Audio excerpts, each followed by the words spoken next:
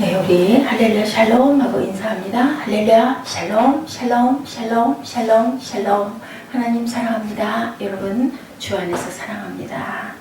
예, 오늘은 잠언 12장 10절에서 19절 말씀 앞에 놓인 두 갈래 길이라는 제목으로 여러분과 함께 은혜를 나눕니다.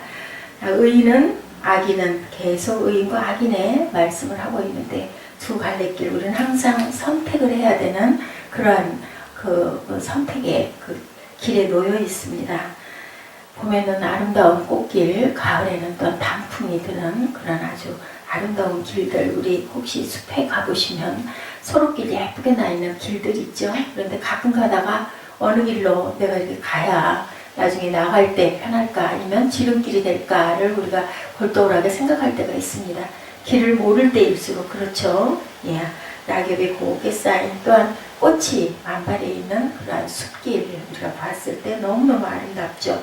이 한적한 숲길, 오솔길을 가만히 건너라면 우리 마음에 항상 보면 여유로움이 생깁니다. 모두 다 시인이 되는 마음이 되죠. 그 길에 서면 습관처럼 단풍 든 숲속에 두 갈래 길이 있었다라는 그러한 아주 유명한 로버트 프로스트의 가지 않는 길, 그리고 단테의 신곡 첫 대목이 떠오르죠. 우리는 인생길 반고비에 나 올바른 길을 잃고 어두운 숲속에 있었노라. 단테의 신곡에서 이런 시가 나옵니다. 조락의 계절은 자꾸만 우리 삶을 돌아보게 하죠. 또한 꽃이 아름답게 핀 그런 낙화의 계절 또한 우리의 삶이 얼마나 아름답고, 또한 저 꽃이 지고 나면 어떻게 될까라는 생각을 하게 됩니다. 사람들이 황량하다고 말하는 겨울산, 그 겨울산은 또 겨울산대로 좋지만 왜 좋을까요? 봄에 꽃필 것을 우리가 바라보기 때문이죠. 나는 잘 살고 있는가 가끔 생각해 봐야 됩니다. 꽃이 피면 질 때가 있는 거죠. 그리고 또 고목도 어떨 때가 있어요. 물이 오르고 다시 새싹, 새순이, 연녹색의 새순이 돋는 것을 우리가 생각해 보게 돼요.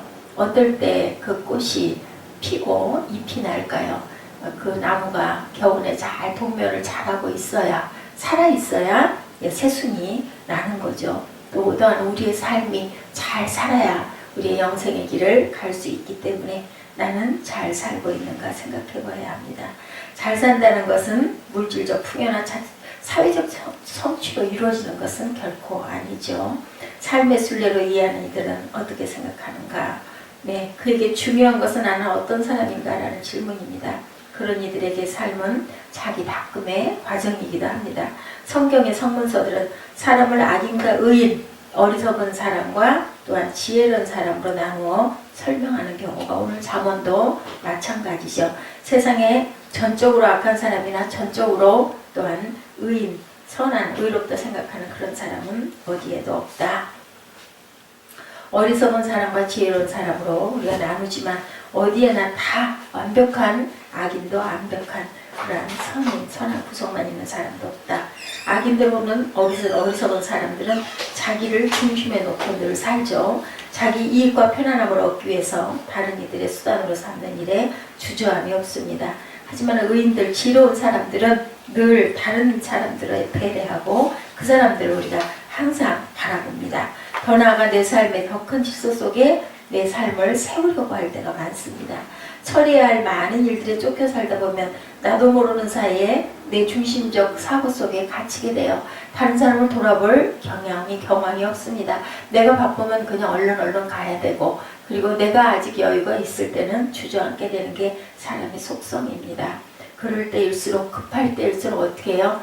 돌아가라는 얘기가 있죠. 우리가 항상 한 템포 늦출 줄 알아야 됩니다. 성경은 거룩한 성과 날씨를 뜻하는 경이 합쳐진 단어이라는 것 우리가 생각해 봐야 됩니다. 날씨는 피죽을 짤 때 세로로 놓인 실을 지칭하는 말이죠. 날실이 가지런하지 않으면 제대로 된 옷감을 짤 수가 없는 것처럼 우리 삶이 가지런해지려면 수직의 중심에 바로 서야 된다. 성경을 우리 히브리 원어로는 캐논이라고 하는데요. 그 뜻은 표준과 척도, 또한 성경이 한문으로는 거룩할 성, 날씨를 뜻하는 경이 합쳐졌다는 것을 다시 한번 기억하시기 바랍니다.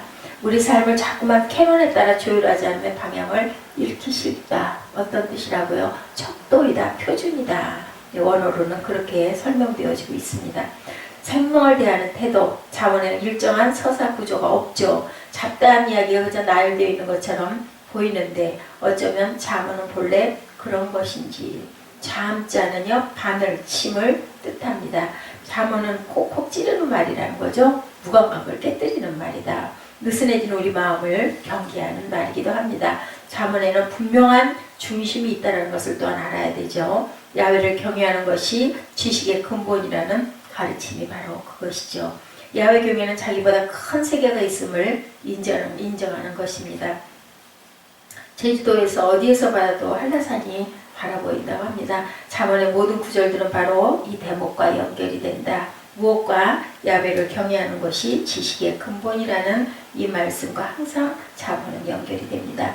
오늘 의인의 삶과 악인의 삶을 비교하는 긴 단락의 일부분이 오늘 본문이죠. 10절부터 우리가 읽어봤습니다. 의인은 집짐승의 생명도 돌봐주지만 악인은 자비를 베푼다고 하여도 잔인하다라고 이렇게 표현되어 있습니다. 의인은 어떤 사람일까요? 생명 중심적 사고나는 사람들. 생명 경외사상 하면 알버트 슈바이처 박사가 떠오르죠. 이 사상을 한마디로 요약하면 세상에 있는 모든 생명은 살기를 원한다는 말이 되죠. 어떤 사상? 생명 경외사상입니다. 어린 시절에 동화를 읽다가 아이들은 장난으로 개구리에게 돌을 던지지만 개구리에게 죽고 사는 문제가 달린 일이라는 대목과 만났을 때 느꼈던 충격. 올해 노벨 문학상을 받은 벨라루스 작가 스베틀라나는 알렉시에이 베치의 체르노빌의 목소리, 그 사람은 그 작품에서 1986년 4월 26일 밤에 벌어진 체르노빌 핵발전소 폭발 사고로 인해 삶이 황폐해진 사람들의 다양한 목소리들을 들려주고 있습니다. 처음에는 사람들이 그 사고가 얼마나 재앙적인 것인지 인식하지 못했죠. 소비에트 정부는 언론을 통해 별일 아닌 것처럼 보도했고 사람들은 정부의 말을 믿었을 겁니다. 하지만 방사능에 노출된 사람들이 비극적으로 죽어가는 모습을 보면서 사람들은 비로소 공포에 사로잡히기 시작합니다. 체르노빌 반경 수십 킬로미터에 거주하던 이들은 아름다운 고향 마을을 떠나야 했어요.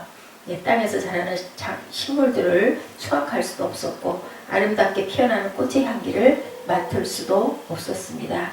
아주 간단한 집만 챙겨야 했던 사람들은 집에서 기르는 그런 그 동물들을 데리고 갈 수가 없었겠죠. 버림받은 개와 고양이는 텅 빈 거리를 배워야 합니다. 그런데 그 짐승들은 방사능 오염 덩어리였다고 해요. 정부는 군인과 사냥꾼을 보내서 짐승들을 쏴 죽이도록 했어요. 모처럼 사람들의 발소리가 들리자 개와 고양이들 어땠을까요? 반가워서 꼬리를 치면서 달려왔는데 사냥꾼들은 그만 그 개와 고양이를 죽여야 되는 거였어요.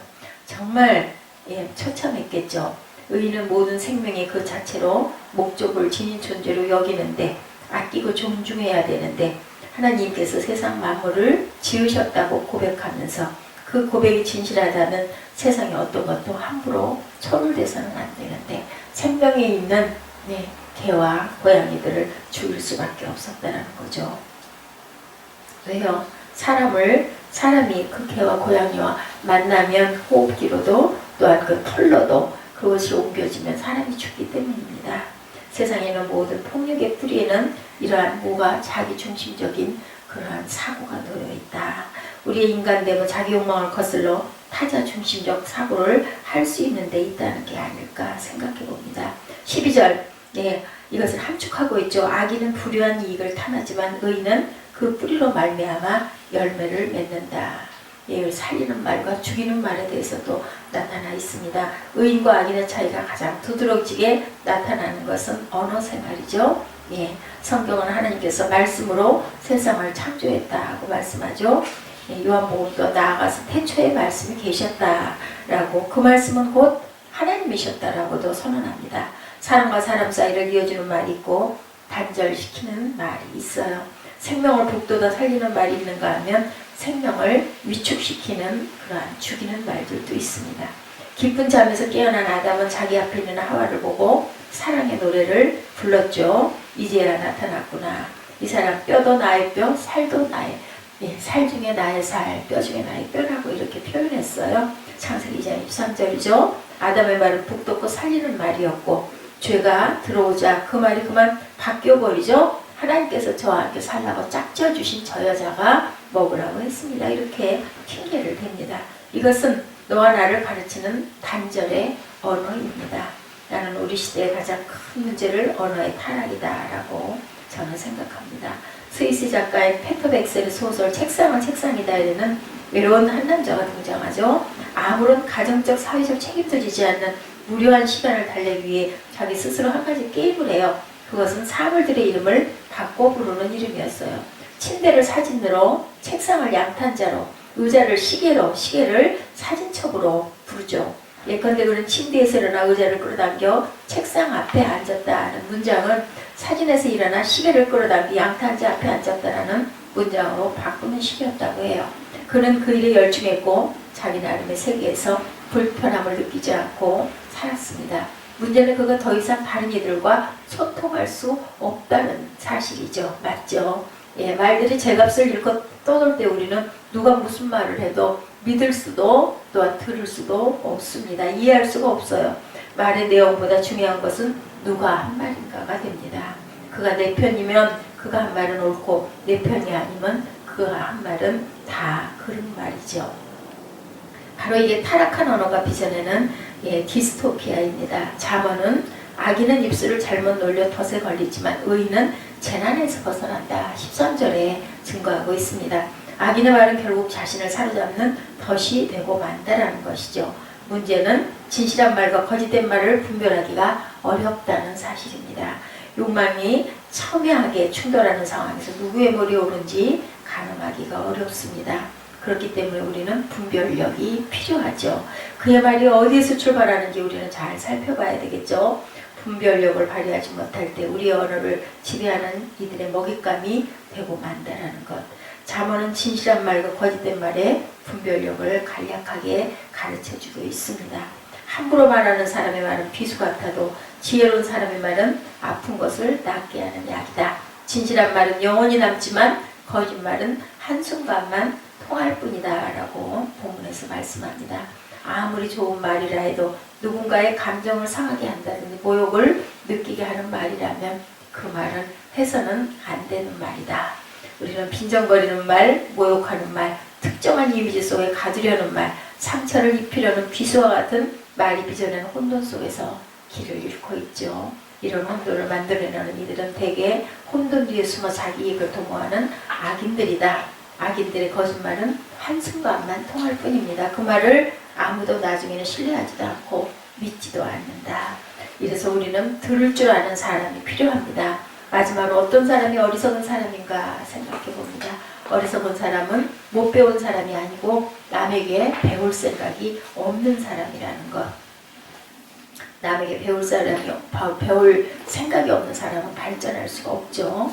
마루야마 겐지라는 일본 소설가가 인터뷰 기사를 썼는데 한 인터뷰에는 인간으로 살아가기 위해서는 교양을 갖춰야 한다. 좋은 대학에 들어가려면 좋은 데 취직하기 위해 머리에 지식을 쑤셔 넣는 일은 교양이 아니다 라고 이렇게 기록되어 있습니다. 1923년에 일본의 관동 대지진 때 벌어진 일을 그 예로 들고 있어요. 일본 정부는 대중의 분노가 국가를 향하지 않도록 조선인들을 제물로 던져줬다고 합니다. 조선 사람들이 폭동을 일으켜 쳐들어올 거라는 소문을 냈던 거죠. 조선인들이 우물에 독약을 탔다는 그러한 소문도 냈어요. 그러자 일본인들은 조선인이 오면 다 죽여버리겠다라고 벼르고 있었다고 그래요. 그랬는데 말도 안 되는 일은 그런 일은 벌어지지도 않는다라고 외쳤던 이는 바로 생선가게 주인이었다고 그래요.